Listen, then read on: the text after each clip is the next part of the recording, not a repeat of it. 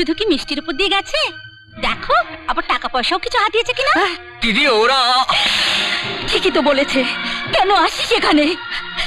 কেন ঘুরঘুর করিস বড়লোকের দরজায়? ভালো ভালো মন্ডা মিঠাই খাবি বলে। দীপু, এই বৌমা যেন নড়ে চড়ে কাজই করতে চায় না। আরে এমনি করলে তো শরীরে বাত ধরে যাবে। তাই তাই আমি ভাবছিলাম বাড়ির আরেকটা কাজের লোককে ছাড়িয়ে।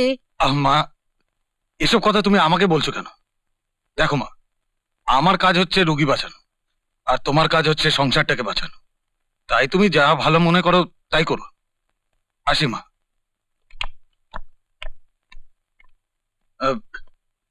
সপ্তমী, আমি বেরোচ্ছি।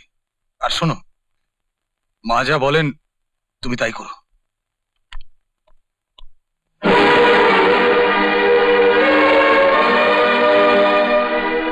এই যে সপ্তমী, তুমি বাসনগুলো মেজে হলঘরটা ভালো করে মুছে রেখো।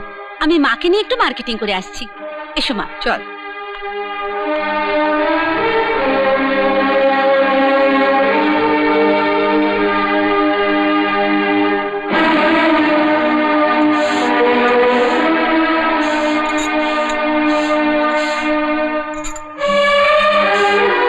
দিদি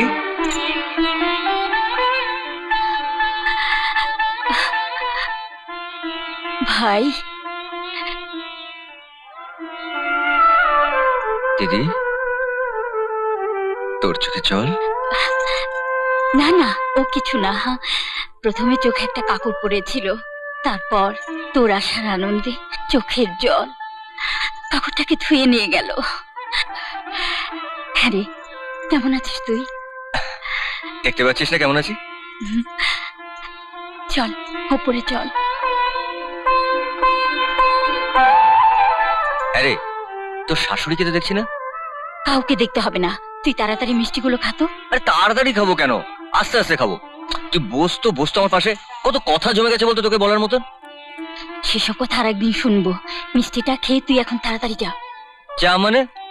আর একটু থাকি না, তুই ওকে তাড়িয়ে দিচ্ছিস কেন বলতো? যাতে আর কেউ তোকে তাড়াতে না পারে। মিষ্টিটা তাড়াতাড়ি মুখে দে লক্ষ্মী ভাইটি আমার।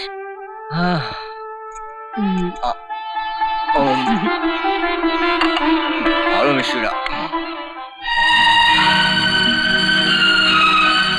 এত বড় সাহস তোমার! যেই একটু চোখের আড়াল হয়েছে অমনি চুরি করে ভাইকে মিষ্টি গেলানো হচ্ছে। মা, কতদিন বাদে ভাইটা এসেছে, তাকে সামান্য একটু মিষ্টি। চুপ করো। তোমার কোন বাপ বিয়ের সময় যৌতুক দিয়েছিল যে এই ভিখিরি গোষ্ঠীটাকে খাওয়াবার জন্য? আর সামান্য মিষ্টি? এই মিষ্টি ও খাওয়াতে দূরের কথা, কখনো চোখে দেখেছে কিনা কে জানে।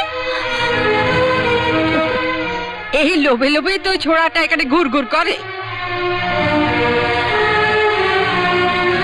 আমি বলেছিলাম না যে লুকিয়ে লুকিয়ে ভাই বোনের এই বাড়িতে এই সবই হয়।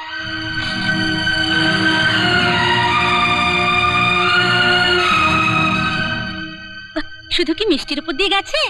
দেখো আবার টাকা পয়সাও কিছু হাতিয়েছে কিনা। দিদি ওরা ঠিকই তো বলেছে। কেন আসিস এখানে?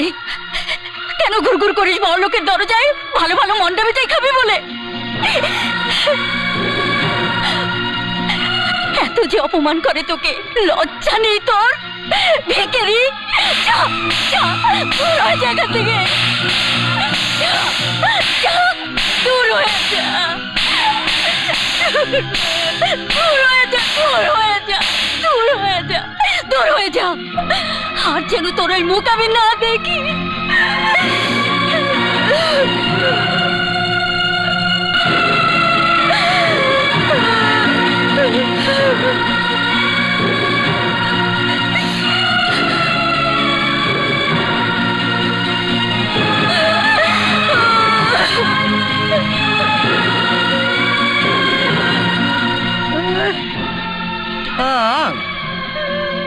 আয় দীপা,